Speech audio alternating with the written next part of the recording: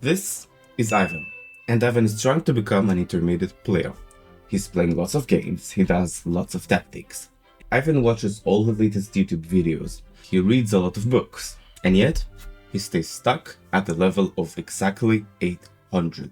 This is because Ivan is missing a few key steps that we're gonna talk about in this video. Now, improving at chess from the beginner levels all the way into intermediates is relatively simple. What you need to do is you need to learn a few key tactical ideas, a few obvious tactical motifs, and then what you need to do is you need to develop what is called a thinking process. Now, the thinking process is usually not talked about on YouTube. It's not as classy or attractive to the large population of people to hear, but that is what is actually getting players from the beginner levels into intermediate. So we're going to talk about both of them in this video. Let's start. Now, just to clarify, I'm rated at around 1700, so I can show you how to get to intermediate levels.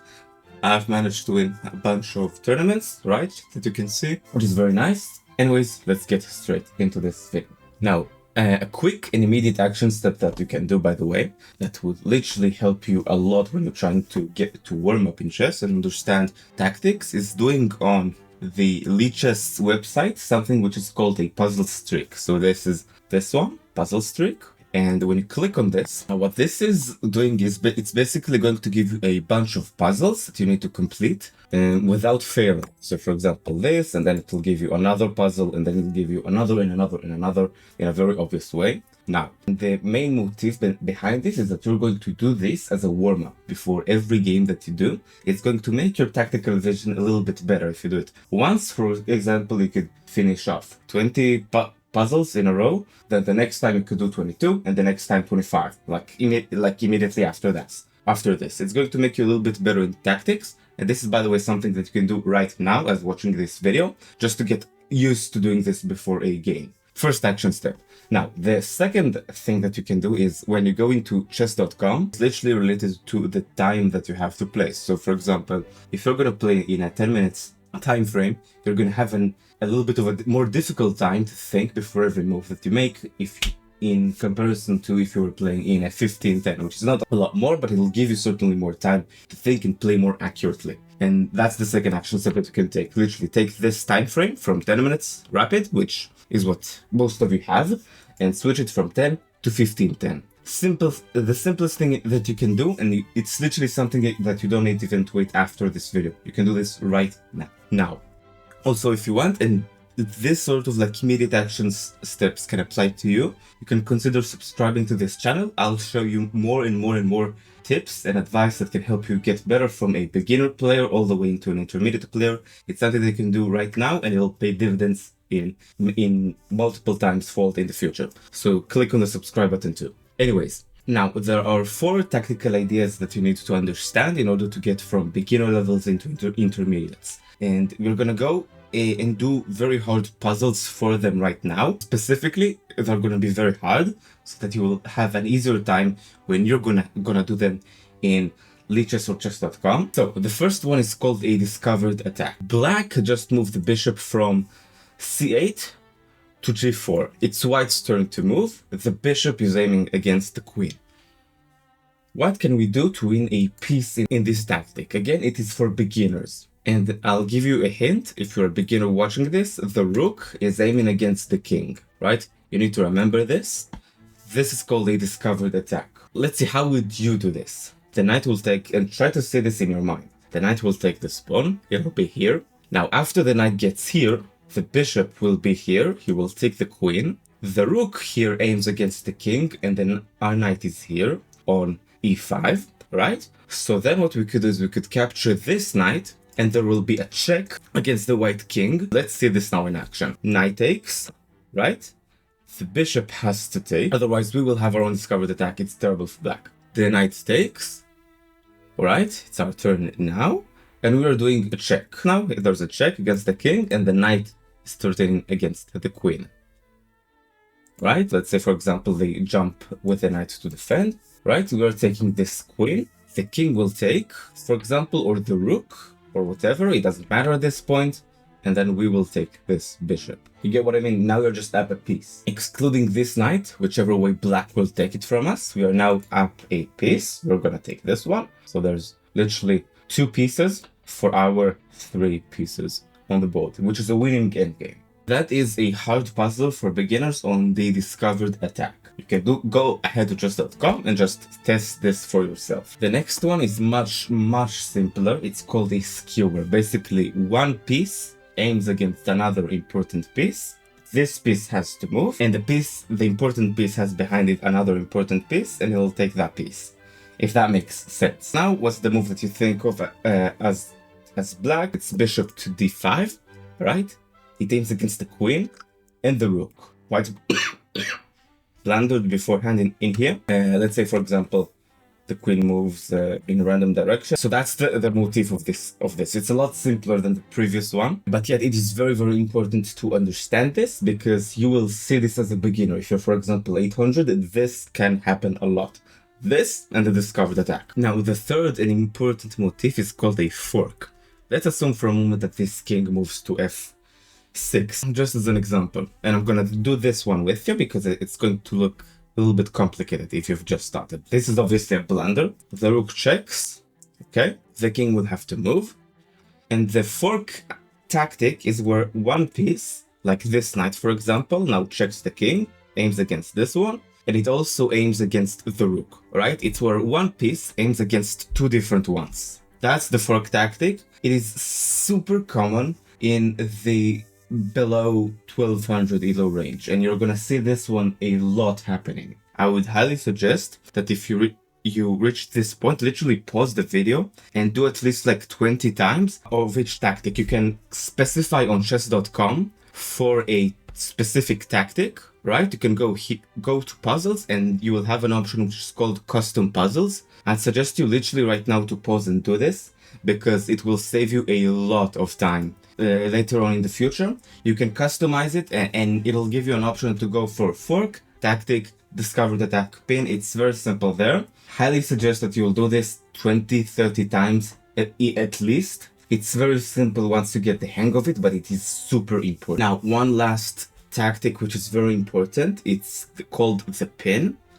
Alright, this time it's not about a specific capture, but about I'll just show you. Very important to understand this tactic, because it's going to also repeat itself more and more. A pin is where a piece cannot move because something more important happens behind it. This bishop cannot move because of this rook, which aims against the e8 king. So this bishop right now cannot do anything. If we were to put our knight here, for example, it couldn't capture it because of this. So what that means is that we can also put our queen on c8, give a check, right? The king will have to move.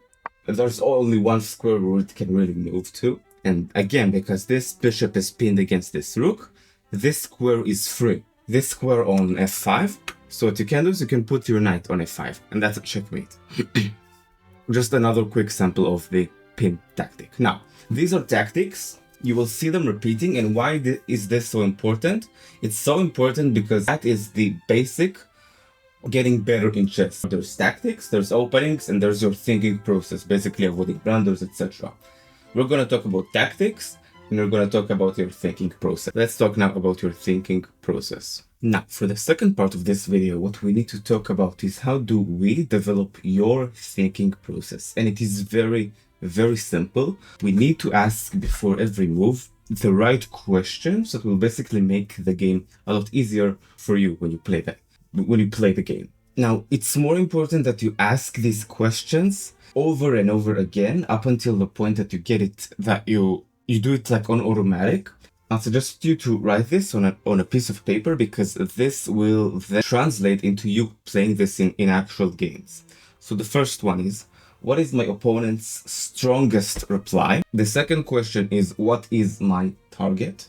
That's the second question. How can I make my least active piece more active? It's going to make the game a lot simpler if you ask these 3 questions and you master them. Of course, with at the same time being good at the tactics that we've talked about. Now, I'm gonna show you this thinking process in a simple game, and what you're gonna do then is you're gonna take this thinking process, these 3 questions, and you're gonna ask them in your games when you go back to play chess on the internet and against other players. Let's say, for example, straight before I've done the move knight to f6, if castle and accuracy, but okay. Now, what do I think? First of all, I think, what is my opponent's strongest reply? So basically, if it was his turn right now again, what would he want to do? So I think probably something along the lines of moving the knight here, right? He probably wouldn't want to do e5. I'm strong on the square, but he could probably do something like knight to d5. He could probably do something along the lines of progressing a pawn, doing maybe even going here and here, like progressing on the queen side, gaining a little bit of space. And there's a lot of things that he can do right there and then. Now, what is my target? Right now I'm just, I haven't even castled yet, so I don't really have that much of a target yet. But how can I make my least active piece more active? This is obvious. My knight is not even developed, right? He's not moved anywhere, so it makes all the sense to just move it and then to castle. He have done something from what we have expected. He moved his pawn up to f4, and we can castle because of this. After bishop here, moving, and we castle. Now again, let's say for a moment right before we castle. Okay, we want to castle, but we think about it from our point of view. Okay. We think, what is my opponent's strongest reply? What can he do right now, which will be the best if it was his turn? How can I make my least active piece more active? Oh, I should castle. Okay, it's an opening principle that we haven't yet completed. What is the strongest thing my opponent can do? Probably move his queen somewhere, here, just to connect the rooks. It makes a lot more sense that he will do that. Is it extremely dangerous for us? It's not losing or winning for us yet in any way. So should probably only do this. If we, for example, castle as we have, probably move his queen. But in actuality, White did not do this move. He have done a different move that we can now tell it's not the strongest move that he had. We can actually criticize our opponents when we do this. White have decided to do the move pawn to f5.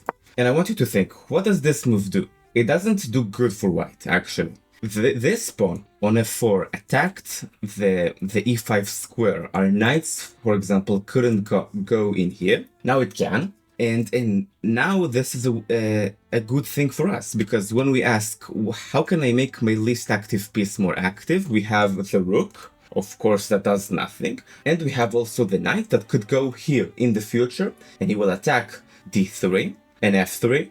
And basically, for example, White could not put his bishops in there anymore, because then our knight will take. A knight is better than exchanging our knight for their bishop is better. So their bishop could not move, for example, here in the future if our knight will be here. So we can start criticizing this way the moves that our opponent does.